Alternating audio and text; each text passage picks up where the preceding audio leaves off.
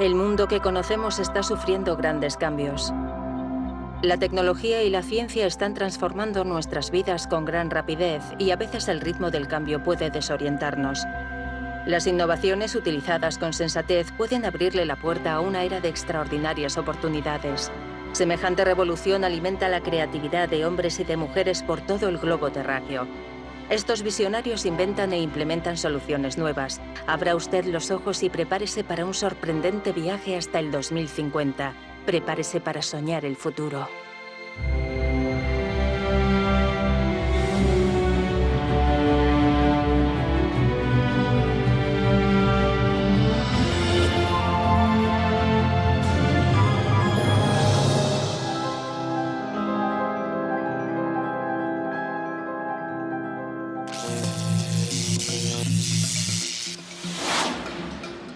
A principios del siglo XXI, nuestro planeta está más iluminado que nunca. Cerca del 85% de nuestra energía proviene del combustible fósil. Abastece nuestros hogares, transportes y fábricas. La demanda se dispara vertiginosamente por todos lados. Y para el 2050, cuando la población mundial supere los 9.000 millones, nuestra necesidad energética se duplicará. El consumo global de energía equivale a 17 teravatios. Es decir, a 17 billones de vatios diarios. Cada 15 segundos extraemos el petróleo equivalente a una piscina olímpica y las reservas se agotan. Imagina que estás en una bañera con goteras. En lugar de arreglar las fugas, abres el grifo para llenar la bañera. Es completamente absurdo. El gas y el carbón son también limitados. Quiero entender cómo se desenvolverá la economía a largo plazo. ¿Cuántos recursos tendremos disponibles en un futuro? ¿Cómo podemos proteger el planeta mientras mantenemos la máquina funcionando? Necesitamos energías limpias y renovables. Recibimos 6.000 veces más energía del Sol de la que consumimos anualmente. La transición energética es una ingente tarea y uno de los mayores desafíos a los que sin duda alguna se ha enfrentado la humanidad. Creo que tenemos razones para ser optimistas. La solución total está en nuestras manos. Dominar la energía. Este asunto se ha tratado en incontables películas durante años y se han considerado todas las opciones, incluso las más descabelladas.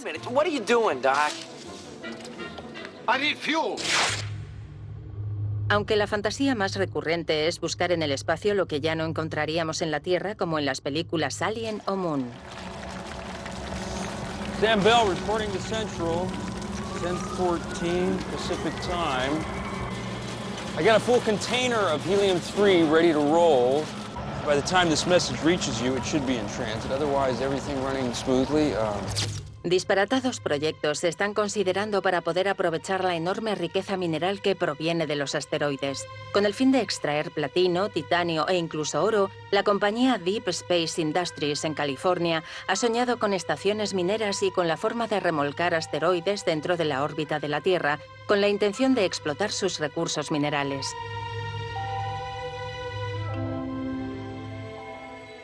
Pero todo esto es todavía ciencia ficción. Es en la Tierra donde debemos soñar con nuestro futuro. La clave para poder potenciar los sistemas de conversión está en concentrar la fuerza del Sol. El petróleo es el corazón de la industria petroquímica. Tiene que ser transformado en algo que pueda ser utilizado. Y las microturbinas de viento son el mejor ejemplo que puedo poner. Solamente puedes recoger energía durante el día cuando hace sol. Puedes recoger energía durante un día de viento, pero la gente necesita electricidad durante las 24 horas del día. Tener energía en abundancia continuamente es la cuestión que nos ha obsesionado desde el origen de los tiempos. Con el descubrimiento del fuego hace 500.000 años, nuestros primeros ancestros encontraron una nueva fuente de energía, diferente a la de sus propios músculos. Ahora podían generar luz y calor. Desde entonces, los humanos nunca han dejado de buscar nuevos combustibles. Siempre buscando la manera de ahorrar nuestra propia energía, hemos usado incluso la potencia de los animales y el entorno natural. Alrededor del año 300 a.C. construimos los primeros molinos de agua y empezamos a soñar con dominar la inagotable fuente de energía que es el Sol. La leyenda dice que en el 213 a.C. Arquímedes trató de concentrar los rayos de sol usando espejos para incendiar la flota enemiga en Siracusa. En el siglo VII, los persas construyeron molinos de viento con la intención de moler el grano. A lo largo de miles de años, los molinos, el agua y las ruedas han sido la principal forma de energía mecánica hasta que James Watt inventó la máquina de vapor en 1769. Esta innovación provocó una fuerte necesidad de combustibles fósiles, principalmente carbón. Las numerosas innovaciones tecnológicas de la revolución industrial, motores de combustión y los medios para producir gas licuado y electricidad no hicieron más que reforzar esta tendencia durante el siglo XIX. Cuando Edwin Drake drenó el primer pozo petrolero moderno en los Estados Unidos, provocó la fiebre del oro negro de 1859. En la primera mitad del siglo XX, los científicos trataron de conquistar el átomo y en 1954 la primera central nuclear para generar electricidad se construyó en Rusia. En una escala global, el petróleo ha mantenido la economía desde los años 60 y nosotros nos hemos ido haciendo adictos a los combustibles fósiles. Realmente, tenemos todos los síntomas de una adicción a las drogas. Son productos peligrosos, van encareciéndose más y más, cada vez somos más dependientes de ellos y somos capaces de hacer cualquier cosa para obtenerlos. Una vez entendido esto, está claro que necesitamos encontrar sustitutos y someternos a terapia. Aquí es donde mi experiencia como psiquiatra resulta muy útil. Ya no se trata de atender a pacientes de uno en uno, sino de encontrar una solución para la totalidad de la sociedad. Para curarnos, tal vez exista un remedio milagroso: la fusión nuclear. Uno de los más grandes desafíos de la historia ha sido lograr la fusión nuclear, un proceso que podemos usar para salvar el planeta. Soy Steve Cowley y tengo 55 años. Y me he pasado la vida intentando convertir en realidad la fusión nuclear.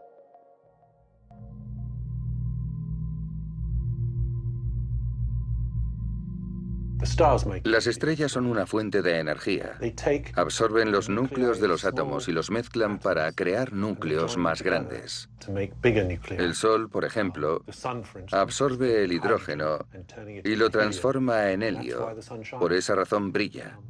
Si pudiésemos hacer lo mismo en la Tierra, sería una forma perfecta de crear energía. La fusión nuclear se ha estado estudiando durante más de 60 años y tiene una infraestructura compleja. El JET de Inglaterra es una de las instalaciones más grandes del mundo que se dedican a recrear el proceso que llena de energía a las estrellas. Dentro de este entramado de cables reposa un tokamak, un dispositivo de confinamiento en forma de donut que mide 6 metros de diámetro. Aquí tiene lugar la fusión de los núcleos del hidrógeno pesado a niveles de presión y de temperatura extremadamente altos. La reacción genera un exceso de energía que puede ser usada para producir electricidad.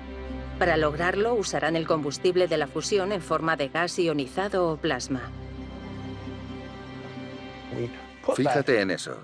Dentro de ese recipiente, que contiene un enorme campo magnético, lanzamos unos 5 millones de amperios de electricidad que cuando se ponen a circular, aumentan la potencia del campo magnético y se encogen cada vez más, dejan de tocar las paredes del dispositivo y convierten el campo de fusión en un anillo que gira sin tocar la pared. Una vez que hemos logrado eso, conectamos los calentadores y bombardeamos el plasma, calentándolo desde los 10 millones de grados hasta los 100 millones, 200 millones o 300 millones de grados. En ese momento comienza a producirse la fusión. Aquí en el JET nos las hemos arreglado para mantener el campo de fusión a unos 2.500.000 grados continuamente, es decir, a unas 10 veces la temperatura de la zona central del Sol, para conseguir la fusión y unos 60 millones de vatios de energía de fusión. Es como meter el Sol en una botella. Pero para poder mantener ese sol embotellado sin que se apague, los científicos tienen todavía que vencer un enorme obstáculo: producir una reacción duradera. Este es el objetivo del ITER, construido en el sur de Francia. Para este proyecto, uno de los más ambiciosos en el campo de la energía, 35 países están uniendo sus esfuerzos para construir el tokamak más grande jamás diseñado, 2 veces el tamaño del de Jet. Lo interesante de este nuevo diseño es que no necesita calentarse a la manera tradicional para mantener la temperatura. Todo lo que tienes que hacer es añadir más campo de fusión y él solo continuará produciendo más energía de fusión, sin apenas entrada alguna de energía, tan solo la necesaria para seguir produciendo campos de fusión. Eso es como encender tu chimenea. Una vez que ya está encendida, solo tienes que añadirle más leña. No hay que encenderla de nuevo porque ya está ardiendo. Eso es lo que tenemos que conseguir. Y cuando lo logremos será uno de los hitos en la historia de la ciencia, porque será la primera vez que el ser humano haya dominado el proceso por el que se genera la energía.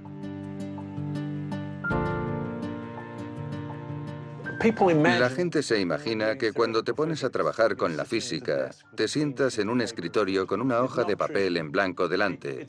En mi caso, eso no es cierto. Hay que ponerse delante de la pizarra, luchando sin descanso con las ideas de otra persona. Su cerebro, el tuyo, las ideas de todos, y llega un momento en el que sabes que tienes razón, porque de alguna manera las matemáticas parecen explicarlo todo, y eso es música para mis oídos. Ya que al final de todos los cálculos, ves que esa es la forma coherente de pensar sobre un problema.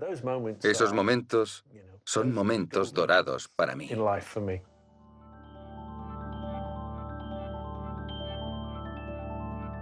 La fusión tiene todas las ventajas de una fuente de energía.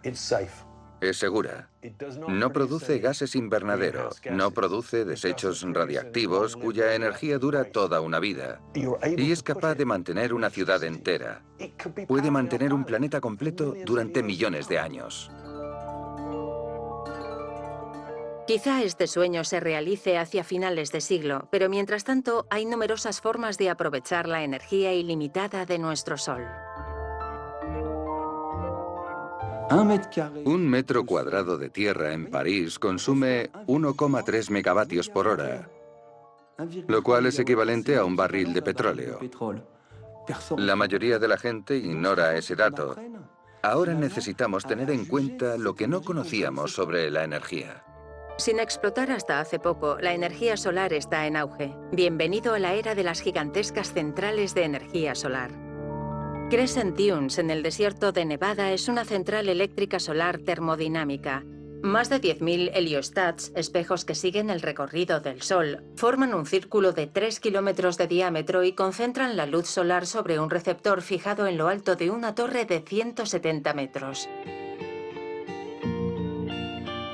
Las altísimas temperaturas calientan sal fundida, la cual se almacena en tanques. En una segunda fase se usa para producir vapor, moviendo las turbinas para generar electricidad. La planta produce más de 110 megavatios, es decir, potencia suficiente para más de 75.000 hogares. Esta tecnología permite la producción de una energía limpia con 0 emisiones, incluso después de la puesta del sol. Esta industria era prácticamente inexistente hace 10 años. No había nada equivalente a la potencia de las centrales nucleares o térmicas en ningún sitio. Hoy estamos generando 200 gigavatios en todo el mundo y la energía solar ya representa el 1% de nuestra electricidad. Todo eso en solo 10 años. Para expandirse, la energía solar requiere espacio. ¿Cómo podemos instalarla en el centro de las ciudades, tan cerca como sea posible de los consumidores, con el fin de minimizar la pérdida de energía? Por ahora, la única solución es utilizar paneles solares fijos con bajo rendimiento. Es una idea falsa. Cuando transformas el carbón o cualquier otra fuente de calor en electricidad, el rendimiento es del 33%. Con los paneles fotovoltaicos actuales, el rendimiento es ya más del 20%, sin casi ningún funcionamiento de maquinaria, ni bombas, ni nada. El rendimiento es del 20% frente al 33%. Eso no se puede ignorar. Para incrementar el rendimiento, producir energía donde vive la gente y crear edificios autónomos, algunos sueñan con mejorar la forma en que los sistemas existentes reciben la luz solar. Para mí, un edificio es una máquina. Así que, ¿por qué no usar esa máquina para transformar la energía solar? Me llamo André Brossel y tengo una visión. Me gusta diseñar edificios energéticamente autónomos, pensando en el futuro.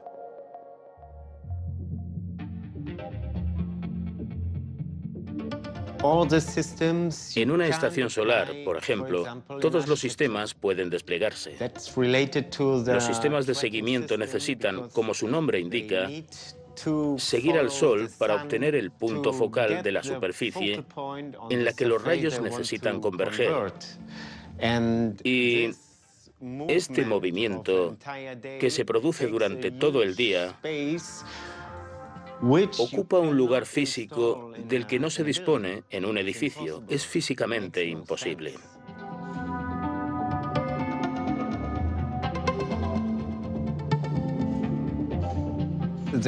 La clave para tener un sistema de conversión solar más eficiente está en concentrar la energía del Sol. Usando las propiedades ópticas de una esfera transparente llena de agua, André Brossel ha inventado un singular generador de energía solar combinando eficiencia y estética, llamado Roulemon. La idea es sencilla. La esfera funciona como una lupa, concentrando la luz solar hacia las células fotovoltaicas en el punto central. Este ingenioso sistema puede producir tanta o más energía como un panel solar tradicional, utilizando 4 veces menos espacio.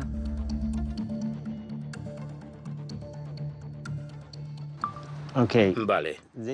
Este nos está arrojando 90 vatios de luz entrante, 2,4 voltios y 4,4 ohmios, 1 metro más atrás. Otra ventaja, la perfecta forma óptica de la esfera haría posible recoger energía solar incluso cuando estuviese nublado. Pero eso no es todo. No se necesita mover todo el sistema. El punto focal está siempre en la misma posición detrás de la lente. Viaja con el Sol. Así que solamente se necesita mover la célula para que lo capte. Las células están ubicadas sobre un raíl motorizado montado detrás de la esfera que sigue el recorrido del Sol durante el día. Usando células de alta tecnología diseñadas por la industria aeroespacial, este arquitecto ha logrado reducir significativamente la superficie del sensor sin alterar el rendimiento del sistema. He reducido este efecto al 1% de 1 metro cuadrado. Está muy claro porque la transferencia es muy alta. Así que este metro cuadrado produce la misma energía que un panel convencional mucho más grande.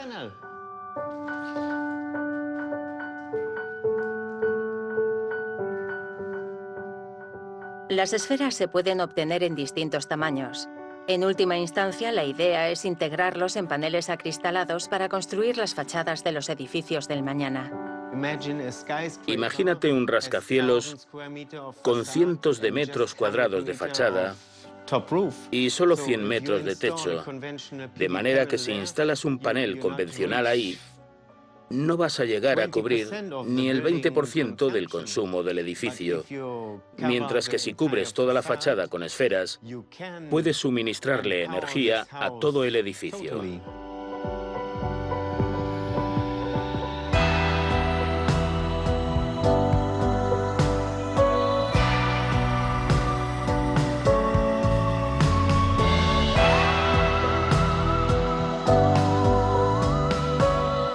Lo que es absolutamente sorprendente es que en un año o dos la energía solar y eólica han empezado a producir electricidad más barata que el petróleo, el gas o el carbón.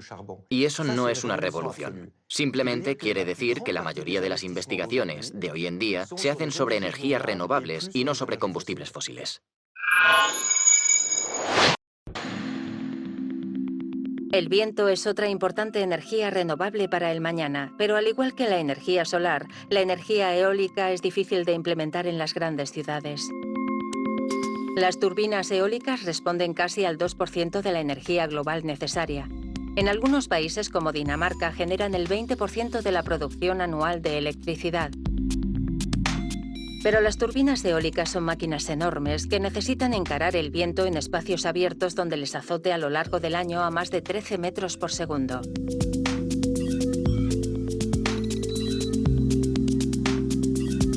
¿Cómo podemos implantar la energía eólica en todo el mundo?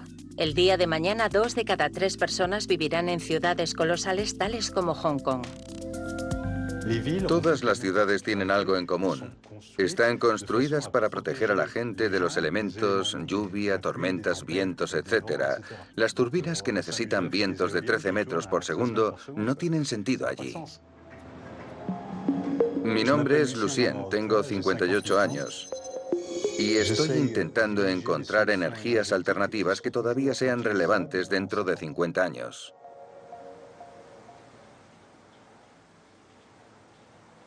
Vivimos en un mundo donde las cosas tienen que ser prácticas.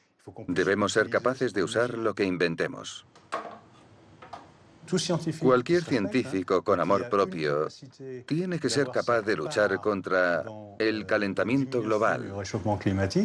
Tiene la obligación de hacerlo. Ofrecer soluciones no significa necesariamente pasar años y años investigando. Se trata solo de simplificar los sistemas existentes. Para implantar la energía eólica en las ciudades, Lucien ha diseñado un sistema similar a las turbinas eólicas. Tienen 26 centímetros de diámetro, son modulares y pueden funcionar con vientos tan flojos como de 1 metro por segundo. Lo mejor es que solo tienes que conectarlas entre ellas. Cada turbina es de 26 centímetros de superficie, así que si usas 10 de ellas, al final tienes una hilera de 2,6 metros de turbinas interconectadas. Trabajando como una sola, estamos consiguiendo cubrir grandes superficies con dispositivos muy pequeños, produciendo enormes cantidades de energía. El diseño de estas microturbinas es particularmente ingenioso. El viento sopla a través de un cilindro, permitiendo a las turbinas funcionar en ambas direcciones sin tener el viento de cara, a diferencia de las tradicionales turbinas de 3 aspas.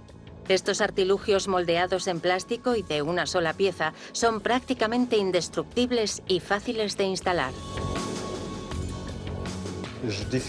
Yo siempre describo mi sistema de una manera muy simple. Comparadas con las turbinas tradicionales, las nuestras cuestan la mitad y producen 5 veces más energía con velocidades de viento muy bajas. Duran mucho más. Pueden durar 50 años, mientras que las turbinas convencionales duran de 15 a 20 años. Y el coste de producción de 1 kilovatio hora es entre 25 y 50 veces más barato. Este concepto de turbinas de viento urbanas extremadamente rentables se ha extendido ya por 45 países. En Hong Kong hay 60 instalaciones a día de hoy, pero aún están lejos de poder cumplir con la enorme necesidad de energía de la ciudad, sencillamente por el espacio disponible que existe. La energía producida por una instalación es suficiente para alimentar una vivienda de 2 plantas. Así que imagina 100 o 200 plantas.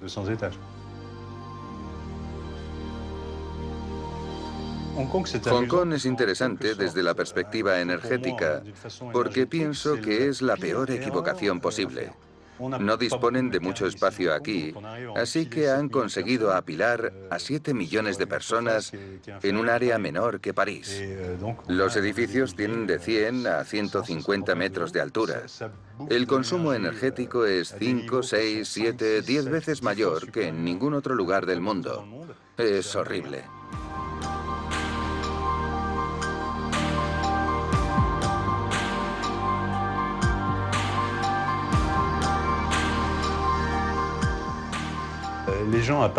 La gente paga sus facturas, pero aparte de eso, no tienen ni idea de lo que es la energía. La electricidad no es visible. En algún momento necesitarán entender el coste de esa energía, porque una vez que sean conscientes, tenderán a ahorrarla.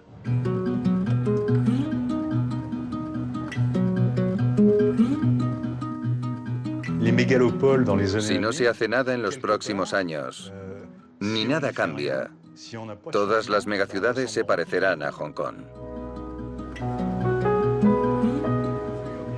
Pero si podemos solucionar el problema en Hong Kong, básicamente lo habremos solucionado en todo el mundo.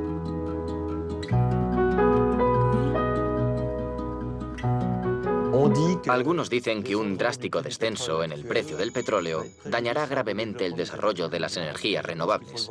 Pero creo que hay que verlo de otra forma. Hoy podemos valernos del petróleo barato para construir turbinas eólicas, paneles solares y plantas de biocarburante. Podemos utilizar energía económica para construir infraestructuras sostenibles. Esta es la dirección que necesitamos tomar para prescindir del petróleo.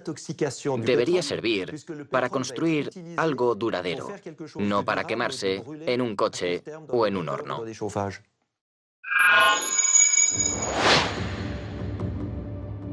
Durante más de un siglo, la electricidad que usamos a diario ha sido generada por centrales eléctricas usando combustibles fósiles, y también por centrales nucleares y plantas hidroeléctricas, así como por estaciones eólicas y granjas de paneles solares.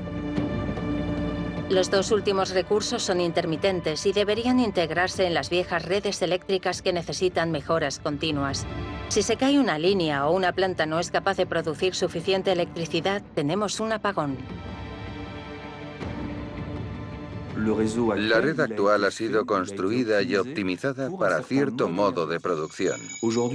Hoy la producción está evolucionando porque nos dirigimos hacia la distribución de la energía. Una parte de la red puede convertirse en fuente de recursos.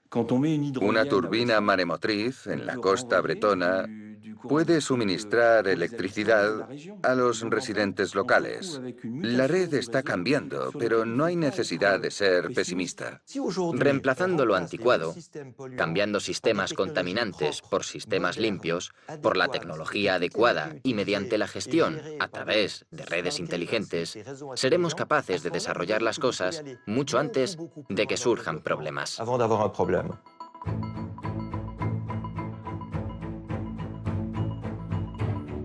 La idea de una red de distribución eléctrica inteligente o malla inteligente consiste en integrar novedosas tecnologías informáticas en cada parte de la red con la intención de optimizar la producción y distribución y ajustar los picos de demanda.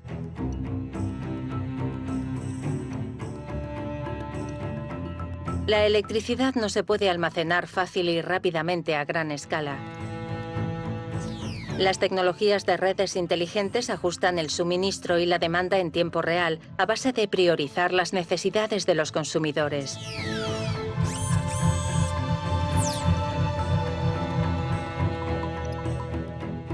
Finalmente, los recursos de energías renovables, así como los sistemas de producción de energía a nivel de usuarios, están integrados en esas redes inteligentes. En los meses de verano, el exceso de potencia se reutiliza en la red principal o en las casas cercanas. Y a la inversa, cuando una casa no produce suficiente electricidad, recibe el excedente de energía solar de otras casas o de la red eléctrica. Esto es posible con el uso de contadores inteligentes, controlados remotamente y conectados a todos los dispositivos eléctricos de nuestra casa. Las baterías pueden almacenar o liberar electricidad dependiendo de la hora del día. Suministro y demanda están gestionados con precisión usando el principio de los vasos comunicantes. La intercomunicación de la energía será pronto una realidad. La red estará cada vez mejor ajustada, con sistemas eléctricos más sensibles y autónomos que limitan el desperdicio de energía. Debemos abandonar la idea de que habrá una sola solución para cubrir todas nuestras necesidades de producción, eficiencia y almacenamiento. Habrá multitud de soluciones. Eso es lo que resulta inteligente e interesante. Cada país, cada compañía, incluso cada pueblo, será capaz de aplicar las técnicas que mejor se adapten a su clima, su economía, su nivel industrial y su mentalidad. Necesitamos mejorar los sistemas a todos los niveles. Al mismo tiempo, tenemos que mejorar la eficiencia energética de todo lo que nos rodea, empezando con el aislamiento de los hogares. Pero el mayor desafío se halla en el campo industrial. El 36% de la energía mundial es consumida por el sector industrial. La mitad de esa energía se consume para fabricar solo 5 materiales: acero, cemento, papel, plástico y aluminio. Si no podemos usar menos energía para manufacturarlos, entonces tendremos que conformarnos con menos. Podríamos usar 1/3 menos de dichos materiales sin comprometer la solidez ni el funcionamiento de los edificios o de los vehículos. Pero necesitamos ir más allá. Durante los muchos años en los que hemos estado recopilando información, me he dado cuenta de que al final del proceso el gasto en electricidad era mayor que al principio. Así que necesitamos ir al principio de ese proceso y ver qué construimos y cómo lo hemos hecho para economizar materiales y para hacer que el sistema funcione a largo plazo, para devolver ese valor al mismo sistema. Las cosas serían muy diferentes entonces. Consumimos y acumulamos objetos sin cesar una y otra vez. ¿Pero cómo se han fabricado? ¿Con qué componentes? Cuando se pasan de moda o dejan de funcionar, simplemente los tiramos. Con la intención de ahorrar cada vez más energía, necesitamos inculcar el reciclaje sistemático y a gran escala. Las cifras hablan por sí mismas. La energía desperdiciada por tirar a la basura periódicos o latas de refrescos es equivalente a la productividad de 15 centrales eléctricas. Inversamente, la energía ahorrada reciclando acero es equivalente al suministro eléctrico anual de 18 millones de hogares. Si te fijas en la fabricación de nuevos aparatos, por ejemplo, no se hace tan eficientemente como se debería. Y ello incide en el sistema. De manera que repentinamente te encuentras sin opciones, porque no puedes hacer frente a todo el gasto de energía a base de cientos y cientos de turbinas eólicas. Por eso es necesario que nos planteemos seriamente un cambio completo en el sistema. ¿Pero puede reciclarse todo? Wait a minute, what are you doing, Doc? I need fuel. Go ahead, quick, get in the car. En el interior de un coche moderno, repleto de elementos electrónicos, cada vez hay menos partes reciclables. En la carrocería, las piezas de metal pueden reciclarse, pero hay un elevado número de piezas que no se pueden reciclar, sin mencionar los smartphones, los ordenadores o los televisores de pantalla plana. En Ámsterdam, una empresa con conciencia social ha decidido centrarse en algo que está en el centro de nuestra vida y sin lo que no podemos vivir: el smartphone. Están fabricando un modelo sostenible acertadamente llamado Fairphone, es decir, móvil justo. Empezamos a fabricar teléfonos porque sabemos que son un símbolo de nuestro sistema económico. Me llamo Tessa Berning y tengo 39 años. Creo firmemente que juntos podemos cambiar la manera en la que producimos nuestros teléfonos. Nos dimos cuenta de que los smartphones tenían un impacto increíble en nuestras mentes, en los materiales con que los construimos y en nuestras condiciones de trabajo, en el modo en que los usamos a corto plazo y en el modo en que los reciclamos. Así que con nuestro proyecto creemos que podemos cambiar algunos aspectos de todo este proceso. El Fairphone representa un marcado contraste con los smartphones tradicionales que tienen un diseño cerrado, un sistema compacto que no podemos arreglar nosotros mismos si se estropea. Contienen más de 40 metales preciosos, algunos combinados y utilizados en minúsculas cantidades en cada pieza del teléfono, haciéndolos difícilmente reciclables. Finalmente, no son éticos. Algunos de los metales utilizados, como el tántalo extraído del coltán, provienen de zonas en guerra como el Congo Oriental. Usamos el tántalo que proviene de explotaciones de oro o del comercio justo, de zonas del mundo libres de conflictos. Nos preocupamos por el diseño, porque uno de los puntos principales para fabricar Fairphones es coger ese diseño y convertirlo en algo que dure mucho tiempo y que la gente sea capaz de reparar por sí misma. Lo que buscamos con nuestros diseños es que si algo se rompe no tengas que tirar el teléfono a la basura. Soy Miguel Ballester y mi idea para el futuro es que se creen más compañías que hagan lo posible para lograr un mundo más sostenible. Nuestro Fairphone no presenta grandes diferencias con respecto a lo que ya conocemos. Comienzas a notar nuestro trabajo cuando le quitas la carcasa integrada. Cuando se la quitas con facilidad o con detalles como la batería reemplazable por uno mismo, cosa que antes era normal y ahora ha dejado de serlo, o con cosas como poder cambiar la pantalla tú mismo simplemente con los dedos, que es algo igualmente importante. Puedes quitarla muy fácilmente, así que si se rompe piensas, genial, puedo comprar otra pantalla nueva y puedo cambiarla yo mismo, no hace falta dejar el teléfono olvidado en un cajón.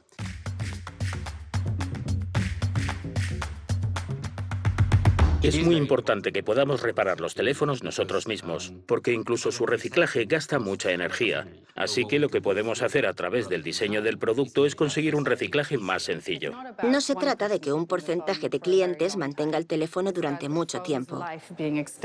Se trata de que extiendan la vida del teléfono tanto como sea posible y que eso ocurra con el teléfono como un todo, que pase de mano en mano, o con las piezas del teléfono o con los materiales que contiene, y que todo esté diseñado de manera que su valor pueda ir más allá del comprador, que se pueda reciclar y volver al principio de todo el proceso.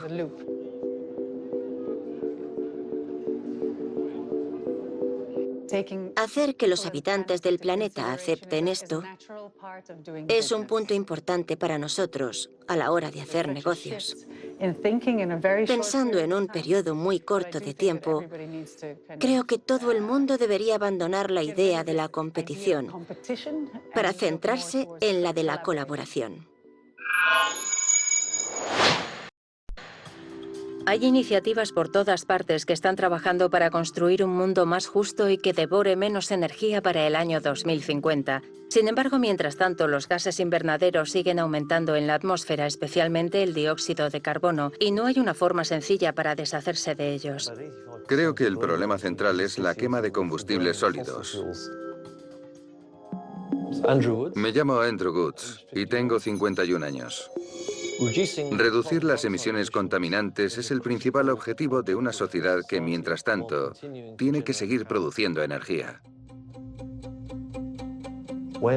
Cuando quemamos combustible fósil, el dióxido de carbono que producimos sube a la atmósfera y entra a formar parte de los gases invernadero, gases que no se disipan en cientos de años.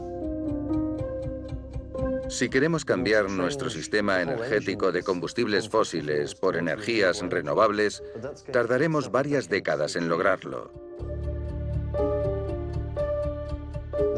La idea consiste en implantar nuevos procesos de producción donde las emisiones sean menores.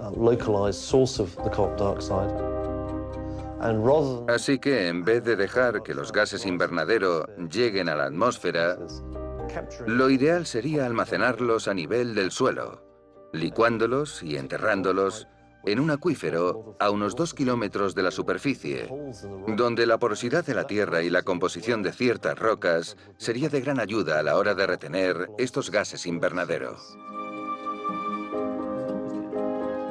Pero almacenar dióxido de carbono líquido dentro de las rocas implica unos cuantos problemas.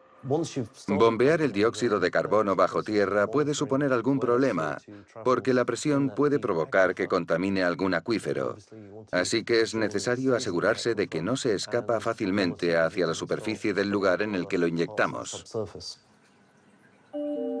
En su laboratorio de la Universidad de Cambridge, Andrew Woods y su equipo tratan de entender la mecánica de los fluidos. Las dinámicas que hay en juego son muy complejas, muy difíciles de predecir y de reproducir, y más aún, contar con un modelo fiable. Tenemos que entender cómo funciona el gas inyectado bajo tierra y cuánto tarda en disolverse en el agua. Tenemos que entender cómo se almacena bajo tierra y si ese almacenamiento es seguro. Mongstad, Noruega, alberga la mayor instalación de captura de dióxido de carbono del mundo. Aquí se procesan cada año 100.000 toneladas de este gas. Se están probando varias tecnologías para la captura y almacenamiento de dióxido de carbono a gran escala. La industria petrolera está particularmente interesada en este proceso, que podría aplicarse en 4.000 centrales eléctricas y zonas industriales de todo el mundo. Si lo analizamos bien, comprobaremos que según hemos ido pasando de la madera al petróleo y demás, esa transición nos ha costado varias décadas, de modo que volver a efectuar una transición similar nos supondría mucho tiempo y una enorme inversión en infraestructuras. Así que cuanto antes empecemos, antes nos moveremos hacia un nuevo modelo energético.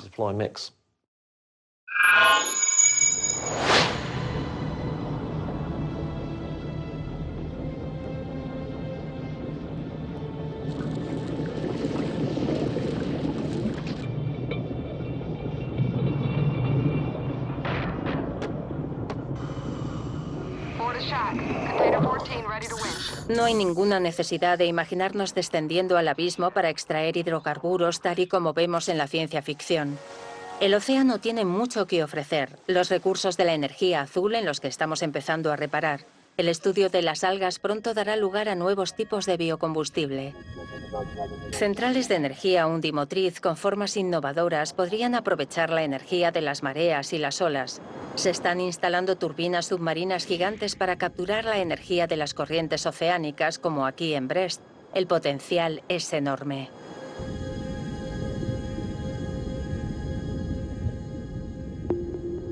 Pero los océanos también proporcionan otra fuente de energía potencialmente ilimitada. Se llama conversión de energía térmica del océano, UOTEC por sus siglas en inglés. El océano es la batería más grande del mundo, el sistema de almacenamiento de energía más grande. Me llamo Duke Hartman. Tengo 39 años y creo que el desafío de nuestra generación es conseguir la energía asequible y renovable.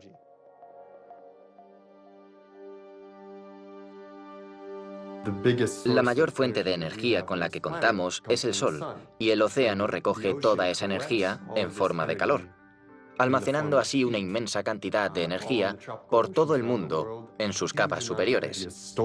Si logramos captar toda esa fuerza, podremos utilizarla 24 horas al día, 365 días al año, y ese aprovechamiento podrá ser algo que cambie las reglas del juego en cuanto a la independencia energética de las naciones interesadas, como Hawái.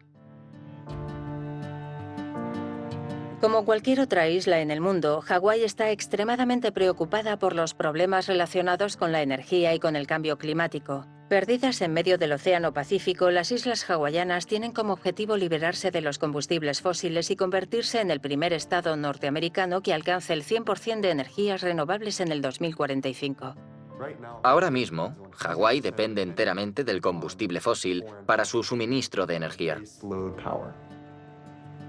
La meta de la OTEC es conseguir recursos locales renovables para el Estado desde el primer momento.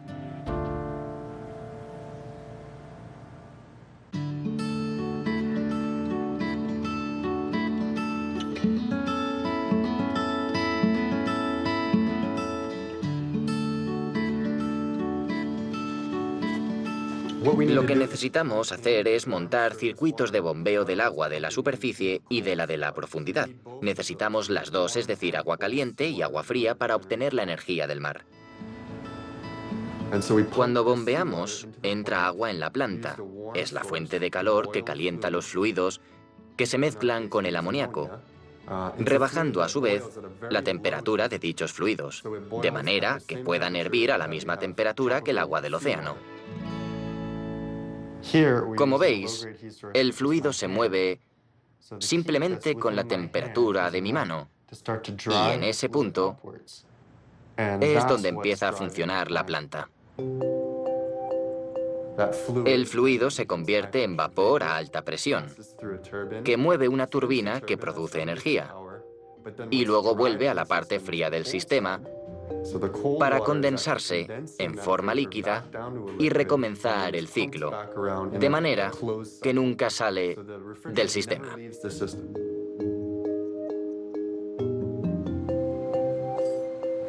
Básicamente, montas todo el equipo en un primer momento y una vez que empiezas a bombear agua del mar, se genera un mapa de fuerza que puede mantener la planta en funcionamiento y suministrar energía a la red. El combustible es gratis. Usamos la luz del sol y el agua del mar. Eso es todo. Aquí están las conducciones eléctricas. Nos vamos moviendo entre 1000 kilovatios por hora en horas normales y 115 megavatios en horas punta. Y así continuamente durante todo el día. Lo que hacemos aquí es mezclar el agua del mar con la tecnología de las turbinas para producir energía a gran escala y comercializarla. Aumentar el tamaño de las instalaciones y alejarnos de la costa mar adentro va a ser todo un desafío, sin duda. Se requieren tuberías más largas y plataformas flotantes y que todo ese material sea capaz de aguantar la dureza del mar. Pero no es algo que no podamos hacer. La humanidad siempre encuentra un camino y la ingeniería una solución para resolver los desafíos.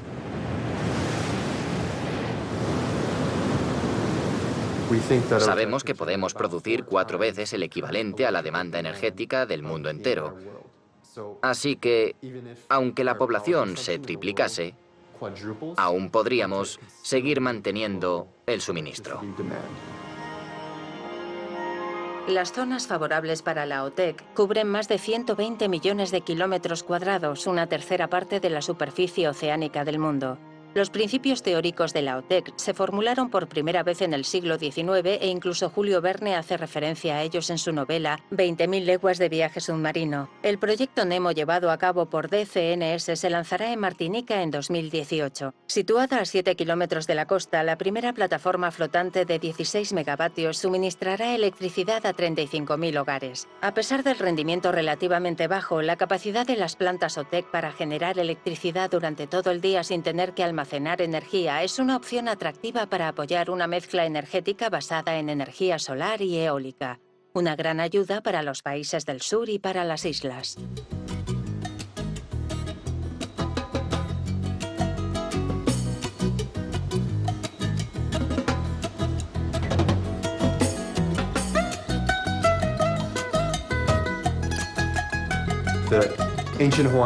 Tenemos que cuidar del planeta individualmente y como grupo. Y en este momento estamos intentando darle continuidad a esa idea.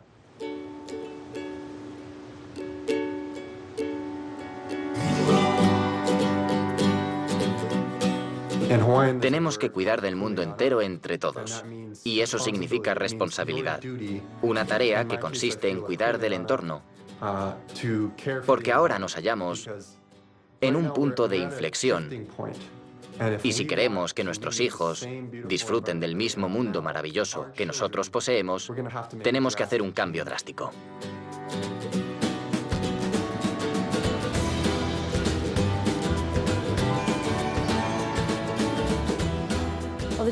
Uno de los desafíos que tenemos que afrontar es intentar cambiar los sistemas de producción de energía que tenemos hoy, porque ya resulta necesario hacerlo de manera sistemática. Tenemos todos los ingredientes para producir grandes cantidades de energía al tiempo que preservamos el planeta. Fundamentalmente, cambiar el mundo y hacer un mejor uso de la energía es posible. Es un gran momento para los pioneros, para los exploradores, inventores e innovadores, para llegar a nuevas y extraordinarias soluciones. Pero tenemos que dejarles trabajar y animarles en lugar de decir, esto no es correcto, no funcionará, ¿por qué debemos cambiar lo que tenemos ahora? Lo que tenemos ahora no es suficiente. Parecía serlo, pero ya no lo es. Debemos alentar el cambio.